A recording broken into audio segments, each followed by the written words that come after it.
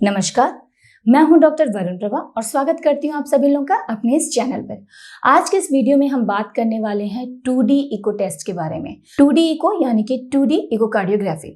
ये एक स्पेशल तरीके का इन्वेस्टिगेशन होता है जिसमें हम साउंड वाइब्रेशंस को यूज करते हैं और एक नॉन इन्वेजिव टेक्निक है।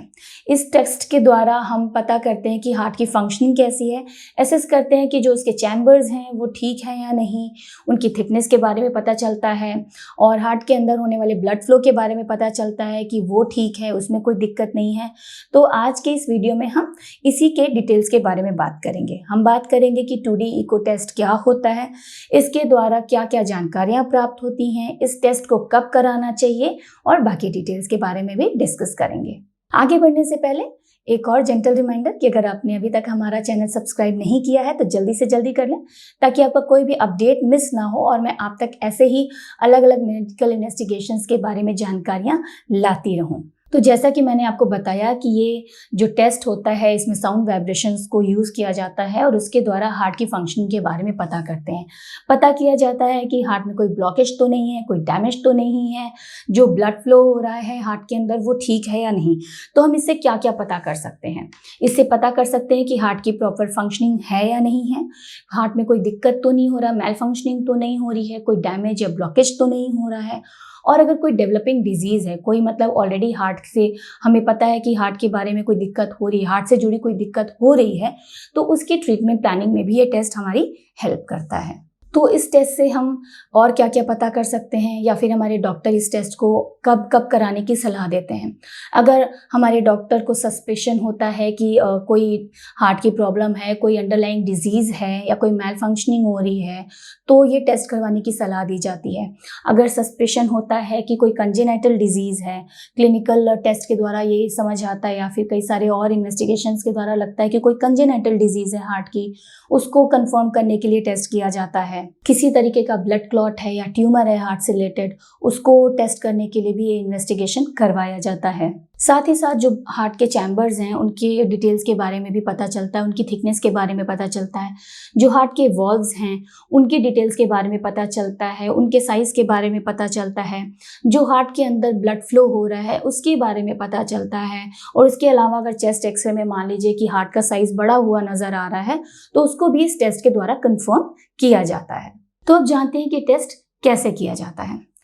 इस टेस्ट को करने के लिए चेस्ट को अनकवर किया जाता है और पेशेंट को एक बेड पे लिटाया जाता है। उसके बाद एक ट्रांसपेरेंट जेली या जेल कहेंगे उसको चेस्ट के जो रेलेवेंट एरियाज़ हैं वहाँ पे अप्लाई किया जाता है, लगाया जाता है।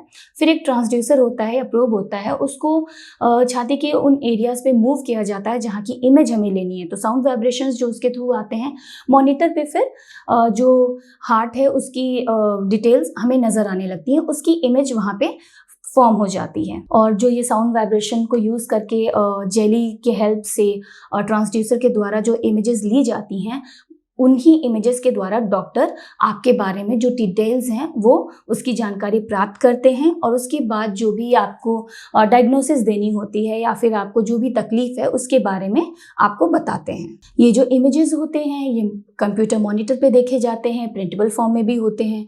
और जो जेली लगाई जाती है ये टेस्ट करने के बाद उस जेली को क्लीन कर दिया जाता है, साफ़ कर दिया जाता है। उसके बाद ये जो टेस्ट होता है ये थोड़ा टाइम टेकिंग प्रोसीजर है, ये थोड़ा टाइम टेकिंग टेस्ट होता है। इसमें 30 मिनट से लेकर 1 घंटे का समय लग सकता है। तो जैसा कि मैंने आपको पहले भी बताया था ये एक बिल्कुल हार्मलेस टेक्निक है, ये बिल्कुल नॉन इन्वेजिव है। इसमें किसी भी तरीके की कोई तकलीफ नहीं होती है, कोई दर्द नहीं होता है। आपने अल्ट्रासाउंड करवाया होगा, ये बिल्कुल उसी तरीके से किया जाता है, कोई तकलीफ कोई दर्द नहीं होता है इस टेस्ट के दौरान। तो अब हम समझ सकते हैं कि इस टेस्ट को कब कब करवाया जाता है। हार्ट से रिलेटेड किसी भी तरीके की प्रॉब्लम को जानने के लिए, हार्ट का साइज़ अगर लगता है कि बढ़ा हुआ है या फिर हार्ट साउंड्स जो आते हैं उसके दौरान किसी मरमर को अगर सुनते हैं तो भी डॉक्टर इस टेस्ट को करवाने की सलाह देते हैं।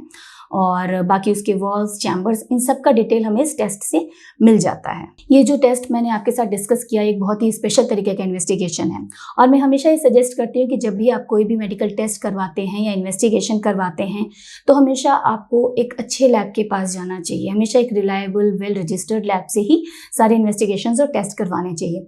तो अगर आपको भी ऐसे किसी लैब के बारे में जानकारी चाहिए तो हमारी टीम ने डिस्क्रिप्शन बॉक्स में आपके लिए एक ऐसे ही लैब का लिंक दिया है जिससे आप मदद ले सकते हैं। तो अपने इस वीडियो में मैंने आपसे 2D इको के बारे में जानकारियाँ डिस्कस की, शेयर की। उम्मीद करती हूँ कि आपकी काफ़ी जानकारी इससे बढ़ी होगी।